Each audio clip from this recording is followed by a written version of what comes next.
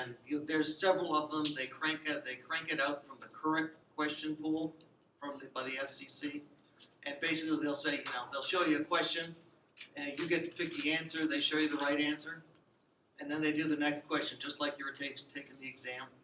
So they'll show you 30 questions, pick from the pool at the right frequency, and yeah, after a while you can. I know people who have done this they didn't learn a darn thing, but they knew how to what the answers were. That's a good way to do it. I mean, it's a question pool of like 300 questions. 300 questions, and it is possible to memorize the answer to every single question because that's what I did. Well, He's our the trick president, is- by the way. Chris Affleck, amateur radio president. The trick is that a lot of the questions are varying on the same theme. And watch out, some of them take advantage of the fact that they're making a bet that you can't count to 3 when it comes to counting the zeros. Milli, micro, pico. Everybody remember those? They're gonna feed you a couple of wrong answers and one right one, and they're gonna be like 1,000 off. Yeah. Anyway, tons of materials online. Let's see, have the recording. Hi. Okay, back to uninteresting stuff. Okay, so AM radio lives down here. Again, we talked about 532, 1600. Those denote 532 kilohertz, which is the same as 532,000 hertz. And 1600 AM would be 1600,000 hertz. Or So 1.6 megahertz. Oh yes, 1.6 megahertz. If you don't know the SI prefix scale, You can put it up on the board here. yes, this, yeah. Kilo. So this is 10 to the 3, or is that 1,000? Yeah, it's 1,000. And mega is 10 to the 6, which is 1 million. Notice they're count to 3. There it is. Um, There it is. The exponent. And then Giga- what's the next one? giga's next, yeah. 10 to the 9. It's a billion. I don't know if you need to go that's, higher than that's that. as high as you need to go for radio PM. The zeros go behind the board, sorry. Okay, so now it's more confusing, so I'm just going to erase those.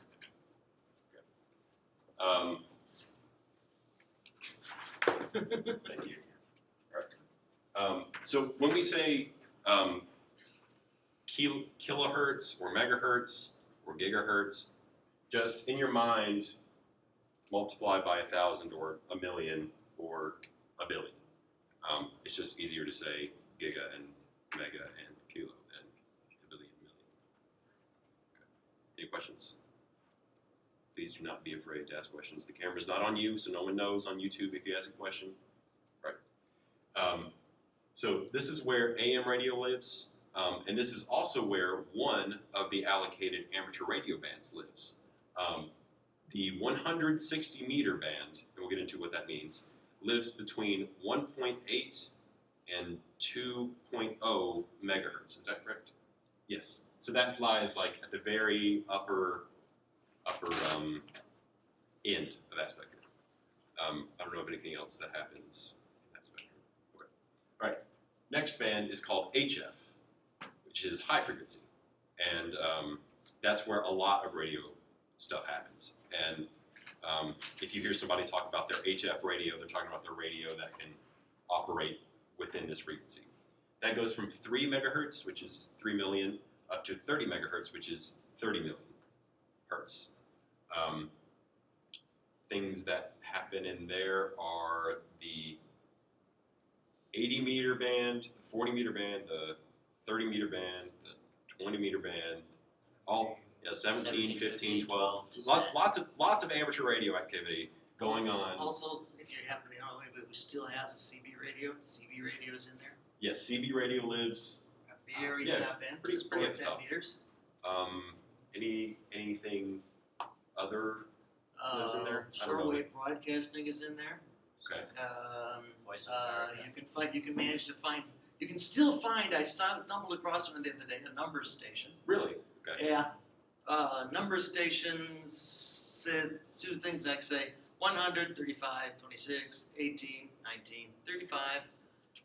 Nobody knows. If you put a DF on it, you find them, the transmitters are varying places, and they're presumed to be like the NSA or the CIA or their equivalent, passing some sort of information to somebody somewhere, but we don't know. Yeah. They've been around since before World War II. So spooky stuff happens here, apparently. Yes. I didn't know that. Yep. Okay. So any questions on HF? Yes. Can you correlate the meter and the frequency? Yes, Sure. we can. Page up, Kyle. We go, will. go to the previous one. Right there. Yes. Okay. So if you The answer. don't want to stare at that chart, this is meters.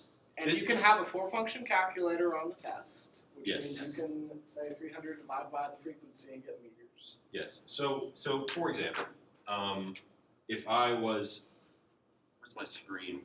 I'm gonna go over here. Maybe it'll. Yep. Okay. I'm gonna go over here. I said the 160 meter band lives between 1.8 and 2 megahertz. The speed of light, or excuse me, to calculate that, to make sure I'm right, I can go and say 300 over, I'm gonna say 2, because 2 is easy. Yeah. 300 over 2, which is 150. Okay, so 150, and that's the wavelength in meters, and that's kind of the same. Got that one? Our meters are Straightforward? So that might be that as actually one of the calculations on the test is they'll probably give you like what frequency is the 40 meter band, and you would have to do 300 over 40. or what band lies around 140 megahertz. So meter band.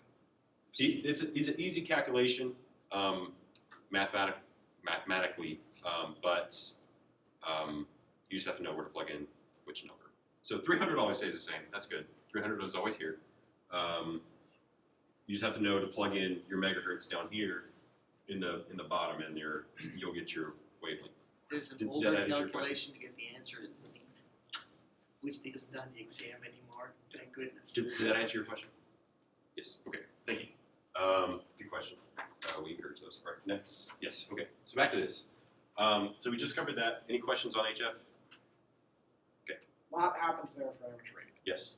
This is good. Know this. So at this point, the people who made this chart got really lazy, and they just started sticking very high frequency, ultra high frequency, super high frequency, extremely high frequency. But we usually After EHF, tremendously high frequency. that was a terribly high frequency or something.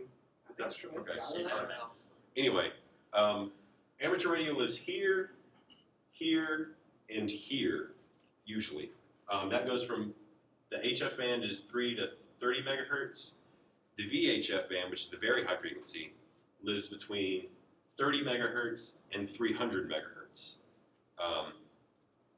And there's, I think, 3 amateur radio bands. The 6 meter band, which is about 50 megahertz. The 2 meter band, which is about 140 megahertz, 150, something like that. And then the 1.25 meter band, which nobody uses, but it lives like 222. Actually, a lot of people run telemetry on it, and if you're in the right places, they use it for linking between repeaters. well, I don't do any work on that one, but it does exist. The Google 1.25. Condor connection, which runs along the mountains in California. I don't know. Okay. So that one lives there. The next one is the. There's no more in that one, right? Okay. Right. So that's very high frequency. Again, 30 megahertz to 300 megahertz. FM broadcast radio is in there too. Oh, so yes. when you turn the radio on in your car, that's where it is. Yes. Broadcast TV used to be in there. I mean, it's still There's still an allocation for it, it's still but in there. most of the stations have been moved out when one went to digital.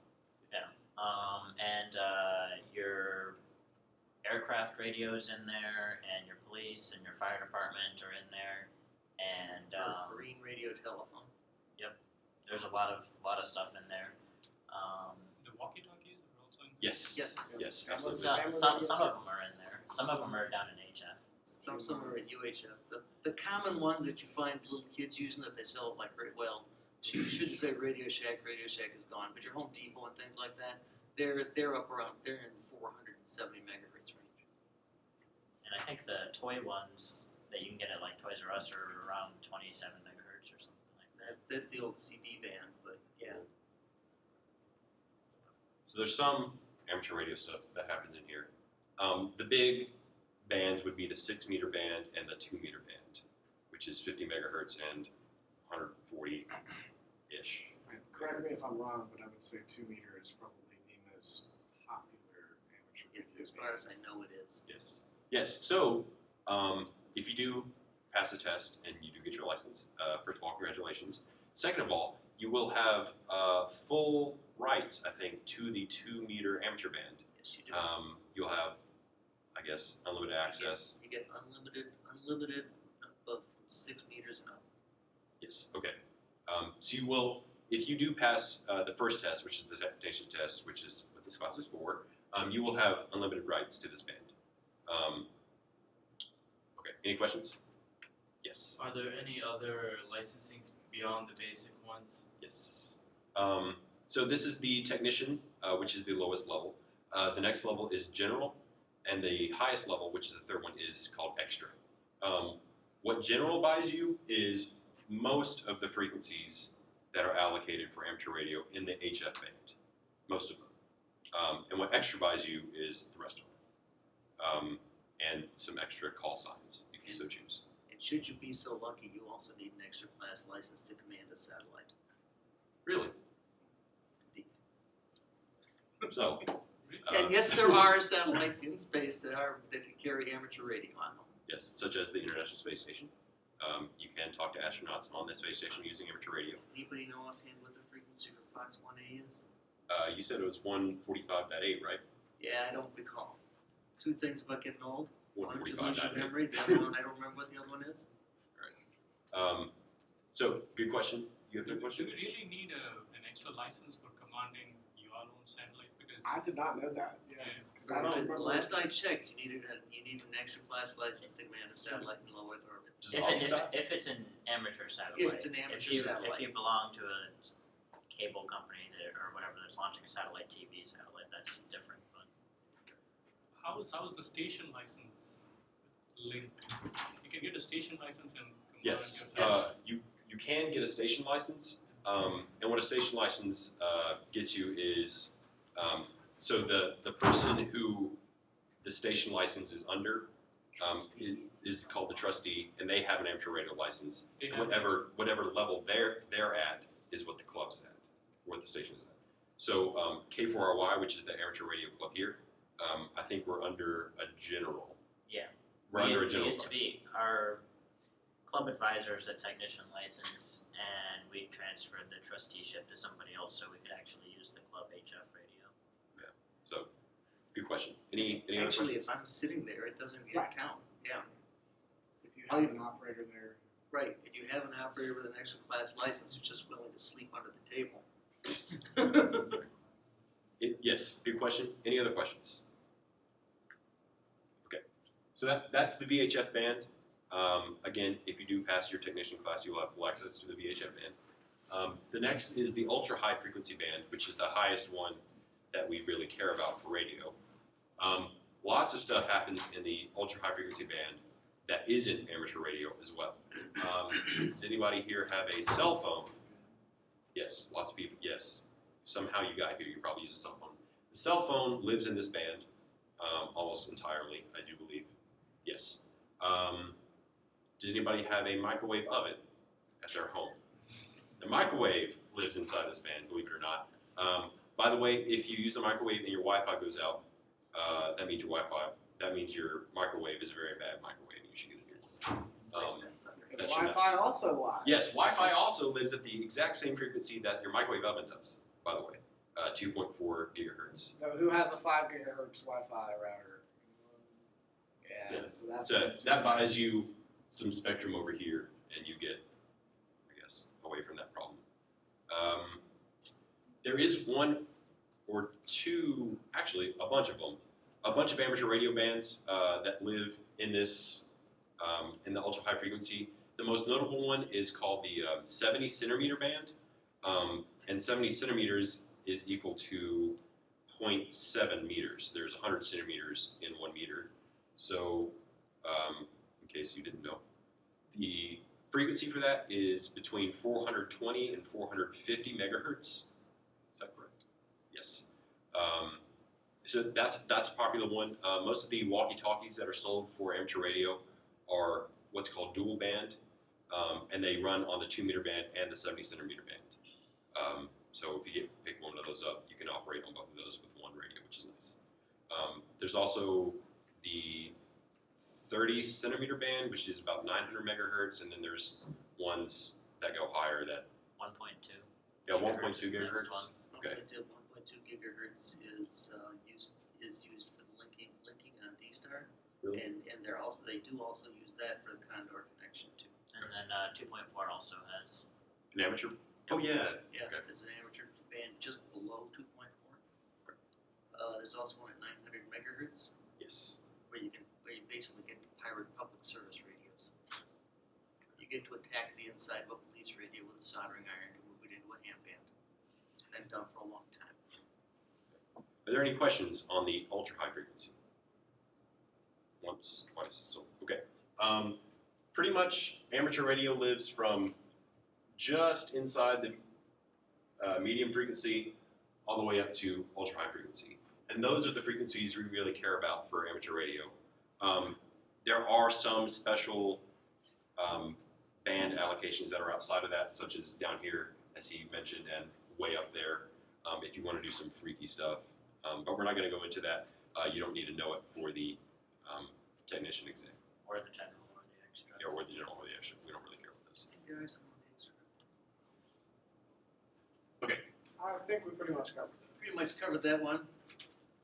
Okay. We do need to go over that, I guess. So, are there any questions on the radio spectrum? Radio spectrum was that graph We'll, that we spent like. we'll do some more on that later too. Okay. Any questions? All right. Any one of you guys want to take over this one? Yeah, sure. All right. So in the event of AM, amplitude modulation, we have what we call a carrier, and then surrounding the carrier we have the data, the voice in case of AM. So basically, when we're trying to tune the radio, we want to center up on the carrier frequency, the strongest part here, and that provides us the best reception. Now, in the band of AM, you can see we've got multiple stations. Some are weaker than others. So we're looking on here. This is signal strength on the y-axis and frequency on the x-axis. Are y'all able to see that in the back? Okay. So a very strong signal will have a very large amplitude coming into our receiver. Very weak signal, not so much. The noise floor is basically where you no longer can distinguish between a signal and just noise, static, right? So I think that's probably what we want to cover. Are there any? Any questions on kind of the basic fundamentals of radio? And I think the most important thing to take away from this slide here is that a frequency doesn't just occupy, or a radio transmission does not occupy one frequency. Yes. It takes up some space. So this is what we call Grounded. bandwidth. So So the signal basically occupies some finite amount of frequency. So 800 kilohertz might be the center frequency, but we're probably deviating plus or minus 20 kilohertz from that. So we could see 820 down to 780 kilohertz. So an example here is if you tune over to the campus radio station, which is 91.1 megahertz. That's the carrier, but that's not where the actual, not all the audio is on there. If you just listen to just a little tiny part right at 91.1, you wouldn't hear anything because the actual sound takes up space on either side of that frequency. They're just taking the sound. Actually, that's an FM station, isn't it? Yes. So it doesn't use audio modulation, it uses frequency modulation, and then that one, the frequency actually deviates from the center, and that's what you're listening to. Details. I think that does. AM and FM are distinctly different. In the event of an AM signal, the actual voice part appears on either side of the carrier. This gets into stuff that most of us don't They really will ask questions about single sideband. Yeah. Basically, where you're using half of an AM signal. In fact, to draw a better looking AM signal, we You can have erase my math if you a want. very strong carrier, and then we have lobes on either side, and I'm sorry for the shape of this, but essentially the very strong carrier we generally draw just as a line with an arrow, and then the data on either side would be modulated, and essentially a single sideband just kills off the carrier in one of the sidebands, leaving us with just energy in the audio portion. It also And makes I you think sound you're like standing in Donald front of Duck. Do I? Standing in front, okay. Yeah. We then transpose this down back to 0 here, 0 hertz, and now this is just audio, and that gets amplified out the speaker. That's the very basics of radio. We take high frequencies, shift them down to where we can hear them, and that's what comes out the speaker. Are there any questions on that? Once, twice. So it's Okay. page down. Get done, okay. You know, that'll do too. Okay.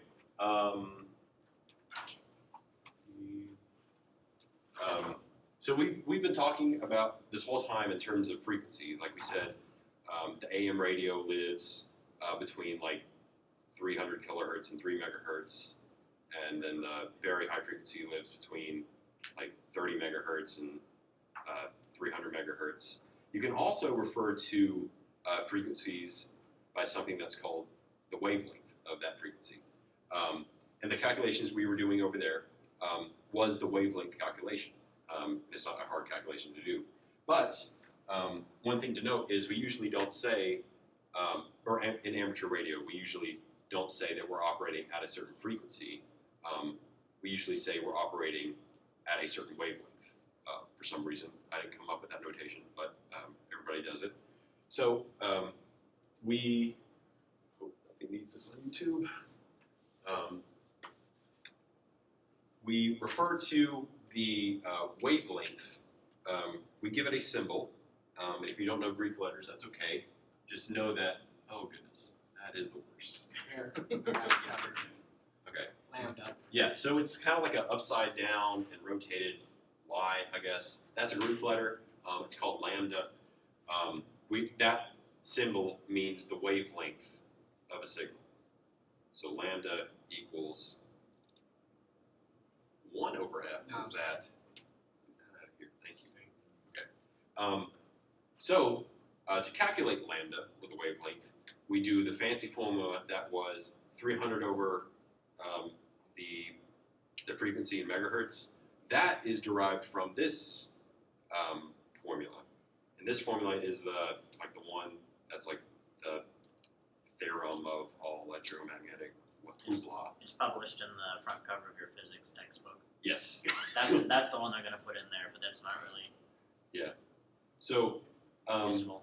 the speed of light, as we've said, and we'll say again because it's pretty important. Kyle wrote, is that exact? I don't know if that's It's what, 99? It's around. It's Uh, rounded up to 3. You have Okay. to talk to Michelson and Morley. What? Michelson and Morley. They calculate the speed. They're the Oh, first okay. people that measure the speed of light. Well, it's the speed of light, which we call c, by the way, c for speed. obviously. Everyone's seeing E equals mc squared. That c is the speed of light. Yes, Einstein's famous equation, that c is this number, which is around 300 times 10 to the 6th, which is 300 million. Meters per second. Meters, which is m over seconds, which is s. Thank goodness those are actually the same. This is a constant. Pretty much, it's going to be a constant for all that we care about. And to calculate lambda, you do c equals 300 times 10 to the 6 over your frequency. And if your frequency is in megahertz, you could say lambda equals 300 times 10 to the 6th over your frequency, which is in megahertz. So your frequency times 10 to the 6th. Lo and behold, we can just get rid of those by magic / mathematics. And you come up with the frequency to get the wavelength, or the formula to get the wavelength with just 300 over your frequency in megahertz. Does anybody have any complaints about this? It's okay. Yes, do you have one? Scratch your head. Okay. Right. So, for example, the example that we have here is the 50 megahertz. If your frequency is 50 megahertz, to calculate what wavelength that is, you say lambda equals 300 over 50, since 50 is in megahertz, and you get 6. So that's the 6 meter band. That was a nice example. It came out exactly 6.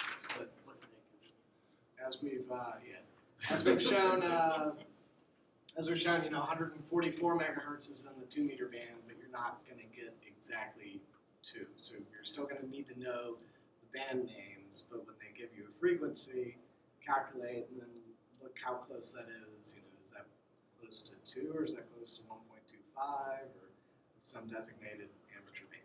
And I will point out that some of these have names that have historical significance. The bands have been shifted slightly over time. Most recently, they just shifted 80. So a lot of people are calling it 75 meters now. Indeed. In fact, there are a few people who call it 70. But 75 meters is where you find the old guys with white hair gassing interminably. I try not to be there. Any questions? What's questions? Okay. All right. So a little sample of what the test is going to be like. These are actually picked off the question. Yes. So when we send this out, we'll have this little identifier down here that says T3B01. This is an actual question. That could be on the test. It could not be. I'm not sure. T3 is the group, Yep. and then B01 is the actual question. Yeah. Okay. He is the Yeah. subgroup. Yeah. Okay. Well, this is a unique question question number. inside of the question pool that you could be asked. We give these just in case you want to look it up yourself. Again, all these questions are online. We're not trying to put over your eyes. So the right answer's on the next slide. Yes. So I'll go ahead and read it for the people in the back in case you can see it. What is the name for the distance a radio wave travels during one complete cycle? If you had to pick one of those answers, which one would you pick? C. You are correct. There you go. You're 1/35th of the way there. I can read it from back here. Okay, good. You got glasses, so. If I didn't have glasses, I wouldn't have been able to get here. We can see it too. It's clear. Okay, good. All right, the next question, again, real question. How fast does a radio wave travel through free space? Which one would you choose if you had to guess? At the speed of light. Speed of light? Anybody object? Good. Good. That's a great answer. Yes.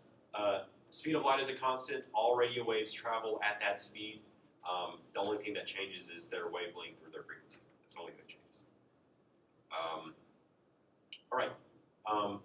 How does the wavelength of a radio wave relate to its frequency?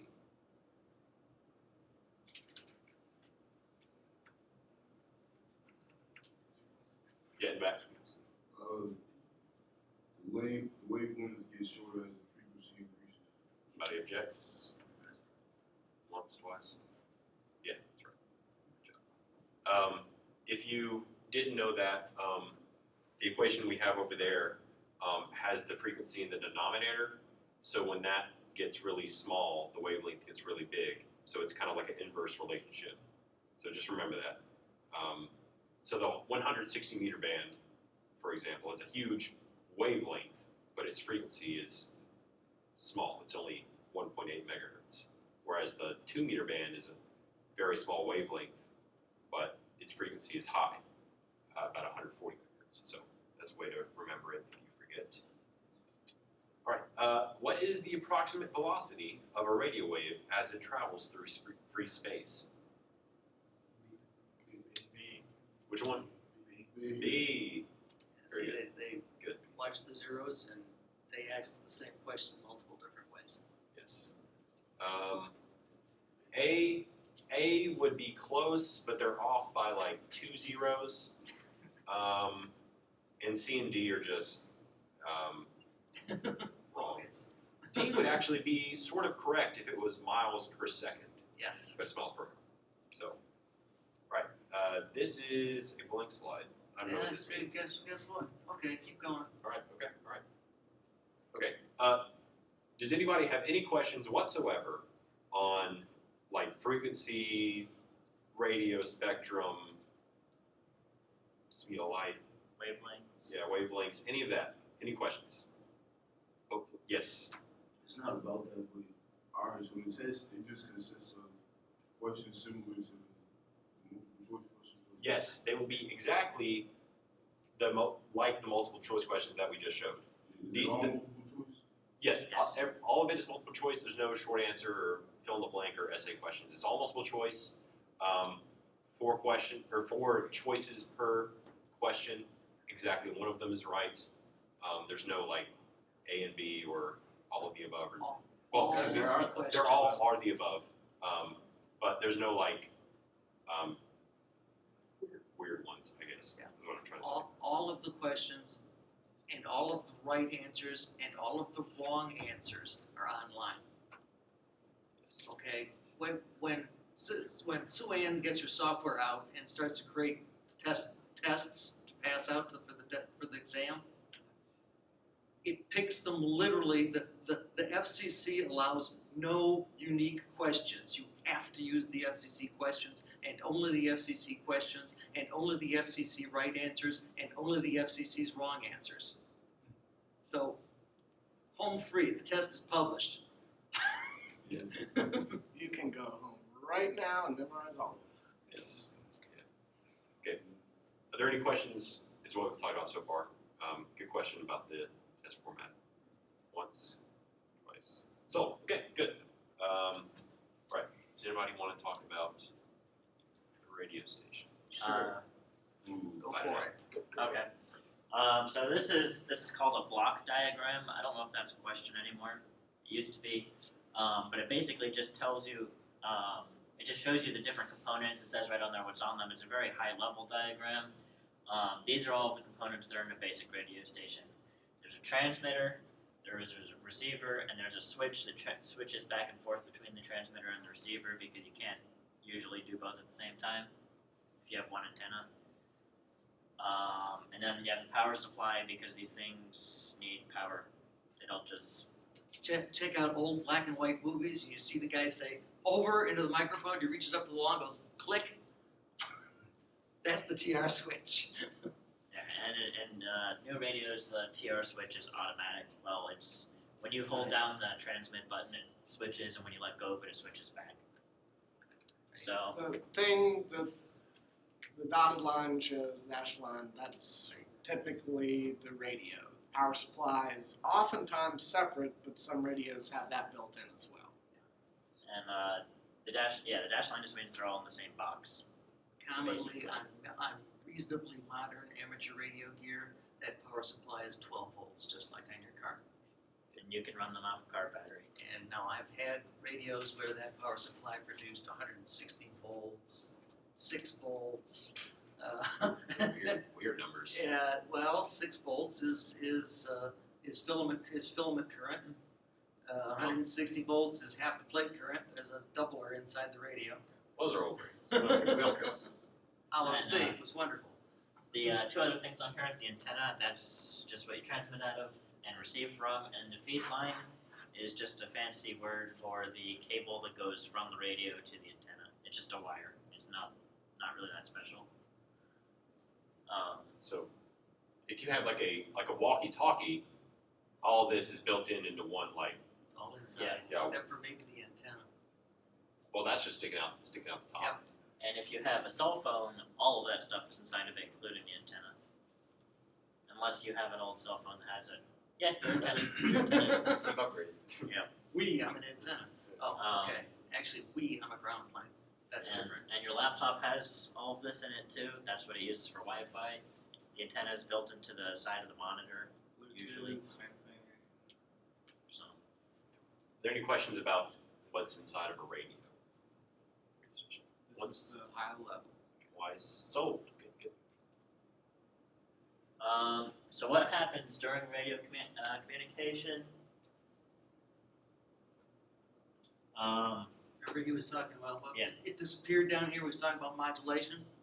That's one of the things we're talking about here. We're adding the information to the radio wave. And we call it modulation. Yeah, when we're transmitting, we're taking our audio data and shifting it up, to whatever can- band we're operating in. So we'll go from our, up to maybe a few kilohertz for just a narrow portion of our voice. My voice will only go up to maybe 3 kilohertz or so. So typically we try and keep our bandwidth to about 3 kilohertz.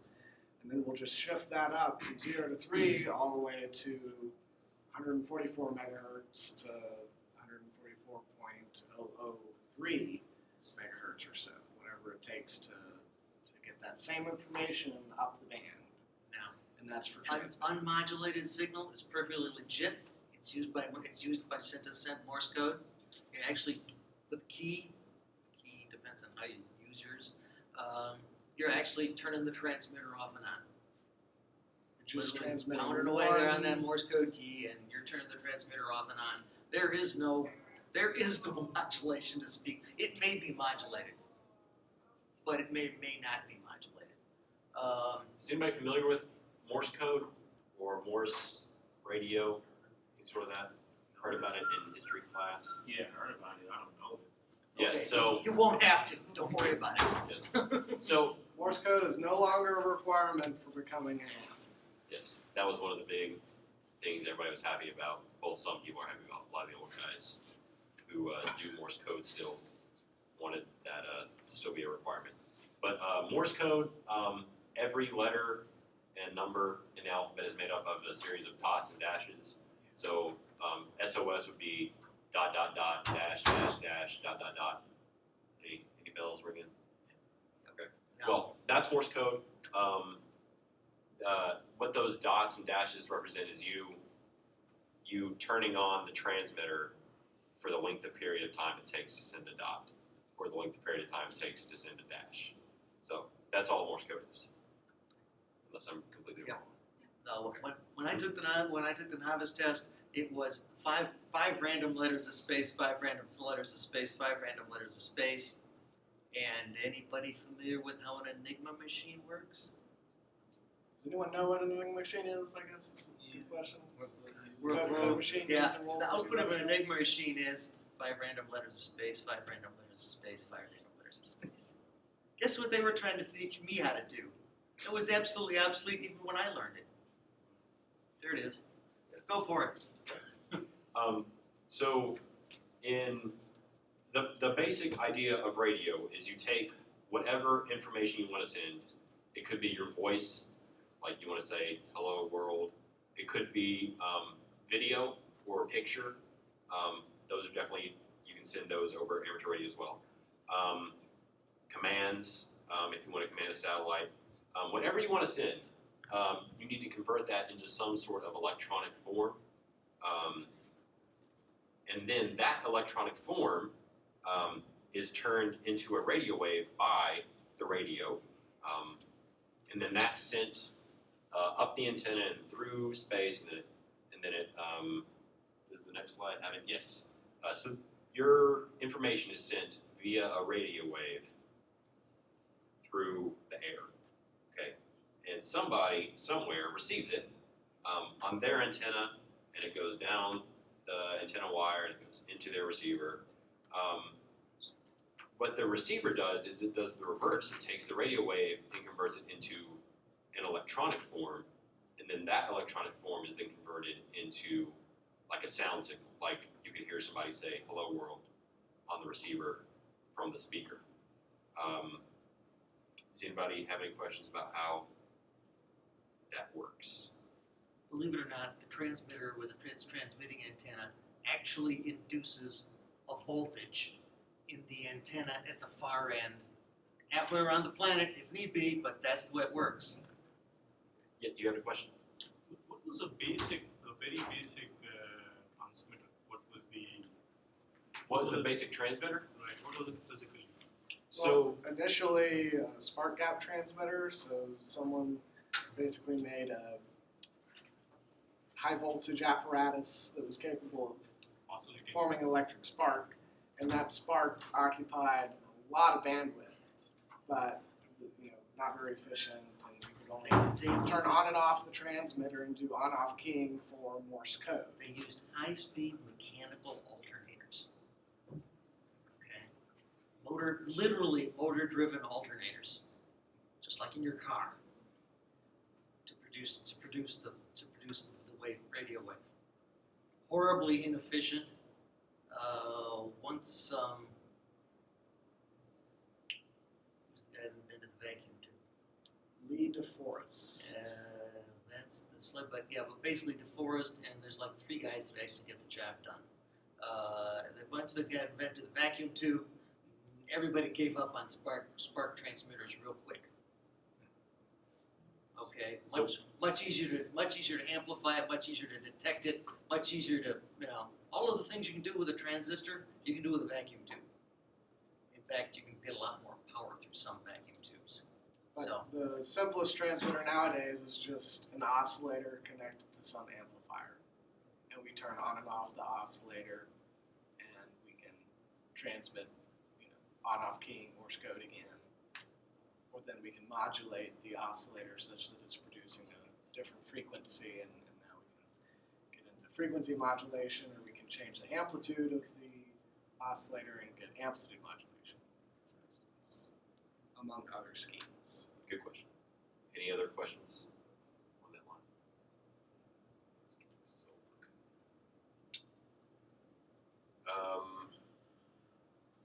Yes, so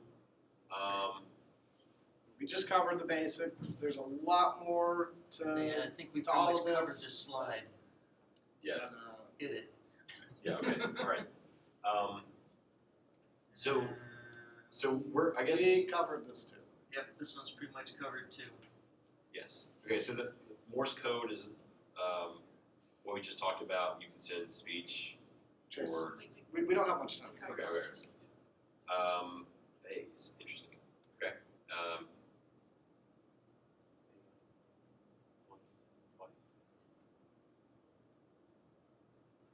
Okay. All right. In time, we can draw a wave. If we shift the wave, we are shifting the phase. We typically measure phase by an angle. So we say one complete cycle is 360 degrees. So if we shift the phase such that the wave is now 360 degrees later, it looks identical. It's the same wave. But if we shift it 180 degrees, it's now inverted. If we only shift it 90 degrees, it looks like it's just kind of shifted over a little bit, right? And when we're talking about modulating a waveform, we're typically, like in the case of frequency modulation, we're actually modulating the phase at any given time, which is the same as changing the frequency, but we don't have to get into all that right now. Phase is just one other component of. Oh, look at this. Okay, Here's Morse code. Morse code. Amplitude modulation, you take your carrier and you just kind of make it weaker or stronger depending on the audio that you're transmitting at that particular time. So this is the audio wave, this is the carrier. Carrier is very fast, audio is very slow. But what's inside is actually what's sent out of the antenna. But what it looks like on the outside is whatever information you're trying to send. I don't know if you can see that real well in the diagram. It's just one wave though, right? It is, yes, it is Yes. this It is way. that wave, but you just capture the information back. Well, what we do to detect this is we chop off the bottom half because we don't care about it, and then we're left with this, and we kind of average all this leftover part together, and we end up getting the same thing again. Any questions? Is that confusing? Amplitude modulation is like one of the AM stations. This is what they do to get their signal out. This is extremely susceptible to noise. So lightning strike, you can hear that on an AM radio. You won't be able to hear that on an FM radio. Kyle went into this a little bit, but when we said when you transmit something, it just doesn't occupy one single frequency. Unfortunately, it occupies some space around whatever frequency you want to operate on. And for AM, is this specific for AM? I guess. Well, yes, I guess in the case of amplitude modulation, you end up with these two things called sidebands. It's just as a result of having a carrier and adding the information to it, you end up actually adding and subtracting it from the carrier. Reasons why are not important, but you end up with two sidebands of which the data is duplicated. And I'm looking for it. Yes. Okay. so upper sideband, lower sideband. So as we say, we have twice the amount of information that we're actually transmitting. So we really only care about one particular sideband when we're actually demodulating this amplitude modulated signal. But the radio sends out all three of these. For if you're doing AM modulation, the radio sends out all three of these, but you only need one of the sidebands technically, because both sidebands carry the exact same information, and the carrier doesn't carry any information, hardly. I might be wrong on that, but we don't care about the carrier. We don't care about one of the sidebands. But AM radio sends out all three. Right. Any questions? What is the significance of bandwidth? So we like to use as little bandwidth as we can. That's one of the questions actually. Power and bandwidth. We want to occupy as little bandwidth as possible in transmitting. We want to use as little power as possible in transmitting to communicate, because these are resources that we don't have a lot of. We don't have a lot of bandwidth as amateur radio operators. We just have those few parts of the spectrum that we can transmit in. So we try and do our best to conserve it. Yeah. So the frequency spectrum is a shared resource over the entire universe, pretty much. There's only so much of it. You're not going to get any more. So if you occupy too much bandwidth, that takes away bandwidth from another group of people who might be trying to communicate. So we try to use as little bandwidth as possible. If you want to talk on the radio with your voice, that will generally cost you 3 kilohertz of bandwidth, which is fine. I mean, that's not bad. Morse code is the most efficient in terms of bandwidth. I think it's like 50 hertz or something. Less than that actually. Less than 50 hertz, okay. So if you're sending Morse code, which is just dot dot dash dash dot dot, that's only 50 hertz, which is like 600 times less or whatever than 60 times less than a voice signal. And there are other modulation schemes that take a little bit more. If you're doing AM broadcasting, that would take, you would have your 3 kilohertz voice signal, and you would also mirror that over here on the other side, and it would cost you 6 kilohertz, which is double the amount that you really need. And when you're talking about voice, the narrower the bandwidth, the less intelligible I become. Okay? At 1.8 kilohertz, I'm pretty well unintelligible. I'm getting real close to being unintelligible. So you need a minimum amount to actually just to carry my voice on that radio signal. So yeah, the narrower you get now. Oh, look at this slide. How about that? There you go. Keep going. So yeah, the all those little spikes over on either side of the carrier is your voice signal, and it is reflected on the other side. But you only need one to recover the signal, and it does take up about 3,000 hertz or 3 kilohertz, as we said, and AM takes double that. Right. Any questions? This is single sideband. What we do is we get rid of the carrier, get rid of one of the sidebands. We're only left with this. We can put all of our power of the transmitter into just transmitting this. So we don't have any wasted power going into the same information over here. Or the carrier, which as we said, really isn't, this has no data whatsoever. It does make you sound like Donald Duck. Yes. Yeah. So the importance here is we can use the carrier and AM to find our station and tune easier. In the case of single sideband, we have to know what the other station is transmitting at in order for us to insert a carrier and then demodulate the single sideband. So you can shift the pitch of the voice in the case of single sideband, again, to make you sound like Donald Duck or make you sound like Darth Vader or whatever. So, Does single everybody see, sideband, much more efficient. does everybody see the difference between this and this? This and this? This is better. We generally use single sideband for radio. My doctor does that.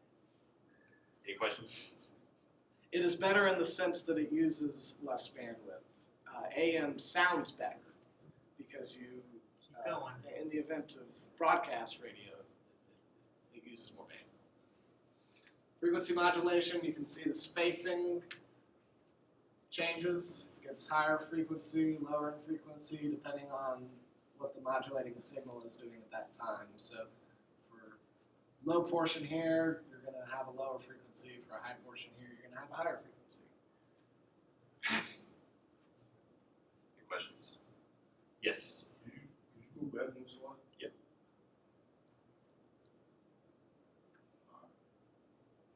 Okay, so this is called SSB and Yep. instead of AM. So AM, and then you cut off one of the sidebands in the carrier, and you end up with a single sideband. SSB. Good question. Any others? FM is really, really different. We're not modulating the amplitude here, right? It's staying completely constant. So here we're only changing frequency. In amplitude modulation, we weren't changing frequency. So Cool thing about FM is you can put more than one piece of information on it. Your public broadcasting station, no doubt, besides the one you can listen to, they have a special receiver, and they do things like read books for blind people. They read the newspaper some days. Go for it. Any question? Can we have like a hybrid somewhere in between? yes. Yes. Yes, you can. If you amplitude modulate a frequency modulated signal, you can indeed have even more information, but at a cost for bandwidth. Question. So there are a few, I don't know what you call it, standards. You're not going to break any rules if you don't adhere to these. But these are generally what everybody does, so it's good to know. Above 10 megahertz to 30 megahertz, we generally use upper sideband. which is we take the top half, or excuse me, the one that's higher in frequency from the AM signal. We take the upper sideband from that, which was if I can get to that real quick, which is that one. If you're below 10 megahertz, you take the lower one, unless you're on this special frequency allocation that nobody really uses. But lower than 10, you're usually going to use you're usually going to use lower sideband. The reason for this one, that this is an amateur band standard only, is because in the 50s, somebody produced a sample transmitter that inverted the sideband at 10 megahertz. So kind of like somebody did that once, and it's been that way ever since. It's completely arbitrary. Historic precedent is the pits. It shows up a lot of places, not just here. This is a kind of side, but the 5 megahertz band is special. It's like it has first priority for government use. So if the government's using it, you can't use it at that time. Yeah, something to care about. If you happen to stumble upon somebody that's not an amateur radio, they're probably going to use upper sideband. And if you're above 30 megahertz, we usually use FM. That's why your car radio is usually FM radio. It's because they're above 30 megahertz. Acronym AFSK, Audio Frequency Shift Keying. Okay. Is that a question? I don't know. I believe it is. And I believe it's also a question on which band uses which sideband, but I don't remember if that's technician. Well, we'll see if there's any But questions with it. basically, AFSK means I put a digital signal using audio on the. Please don't point that thing at me. AFSK Somebody might would catch be me wearing like, a suit. AFSK is choose two frequencies and then use one to represent a digital 1 and use the other to represent a digital 0. And if you just switch between them in time, Yes. As you work on your graduate degree, you'll find out that there's lots of ways to encode this stuff. And Yes. you actually can't use FM below 30. 20, 29 megahertz or so. Really? Yeah, Okay. because Is it it's too much bandwidth? yeah. There's a calculation. It has something. It's like the FM envelope index or something like that. But if it's greater than 1, you can't transmit, and Okay. it happens at about 29 megahertz. So that's why we use FM above and not FM below that. And yeah, there's a little tiny piece of the 10 meter band that you can use FM on. We've talked about this before. Yes. Single sideband voice, 3 kilohertz. I think that's one of the questions. So know that it usually takes 3 kilohertz for your voice if you're doing single sideband. now in music, we want to occupy a lot more bandwidth, so that's why the broadcast AM portion is going to occupy more bandwidth. If you're sending Morse code in amateur radio is also called CW. It's continuous wave is what it stands for. So if you see CW, that just means Morse code. It's just easier to type CW than Morse code, so just say CW. That occupies very little bandwidth, about 20 times less than a single sideband signal, 150 hertz.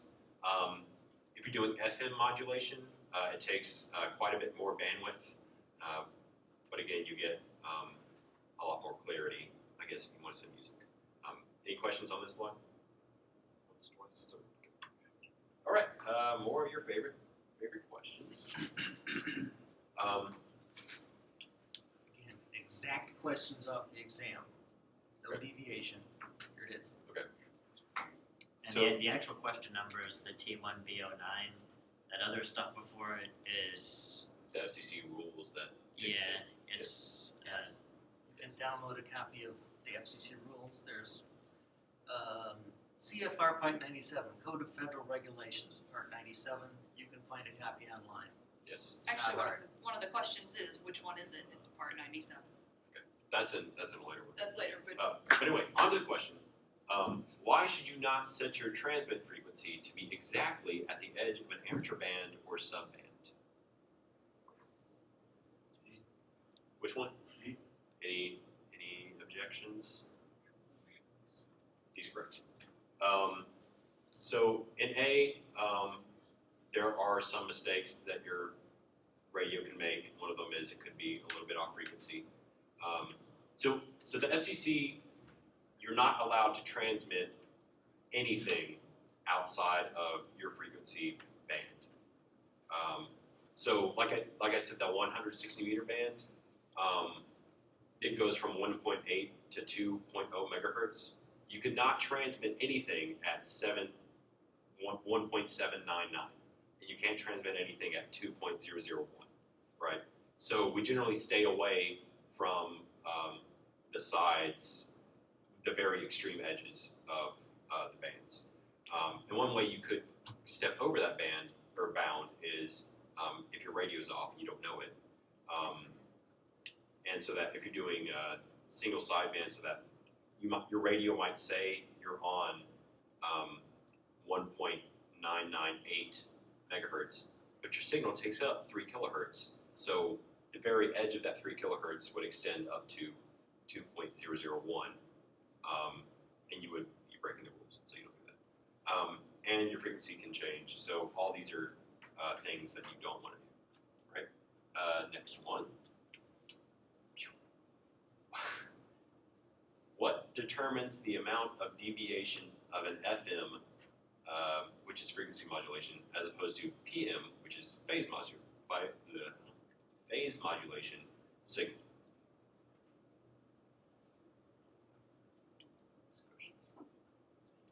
If you had to pick one for frequency modulation, which one would you pick?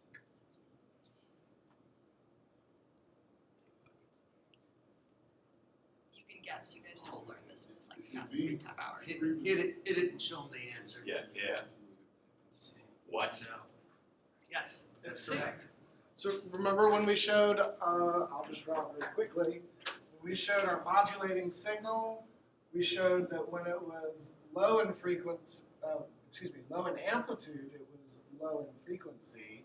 When it's high in amplitude, it was high in frequency. And as it gets lower, and then it gets higher again. This is a trick question. I didn't like that. Yes. That's probably not super clear, but it's Yeah. higher here. That's one of the reasons I left it. Oh, okay. Remember, I stripped a lot of the questions off these to try and get us done in a reasonable Okay. amount of time. So this question is not asking about the FM signal itself. It's asking about your information signal. So the modulating signal is the same thing as your information signal. And as you said, if your information signal is high, that's when your frequency goes higher, and when it goes low, that's when your frequency goes lower. So that's a little bit of trickiness. Any questions on that? That was a trick one. Sorry, but That's why I left it in. it's not Go on. our fault. All right. What happens when the deviation of an FM transmitter is increased?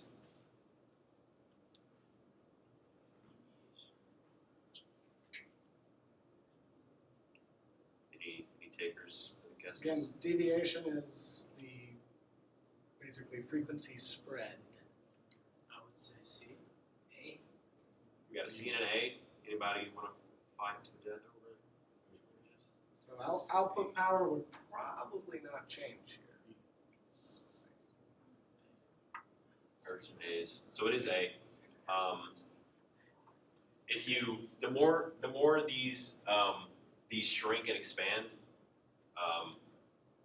for an FM signal, that causes more bandwidth to be spent. The one thing about insufficient deviation, I've been accused of being insufficiently deviant. Okay, my voice is too quiet on your receiver. Okay, that's one of the notice things. But too No much laughing in the deviation, back you're there. occupying too much bandwidth. You got me, I wasn't expecting that.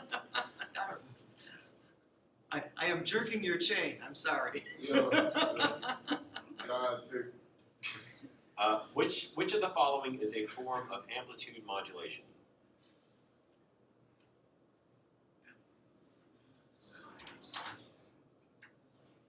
You have to guess. Which one of those seems the most familiar?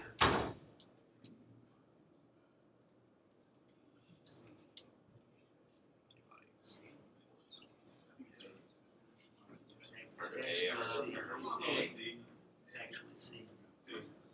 That one was C.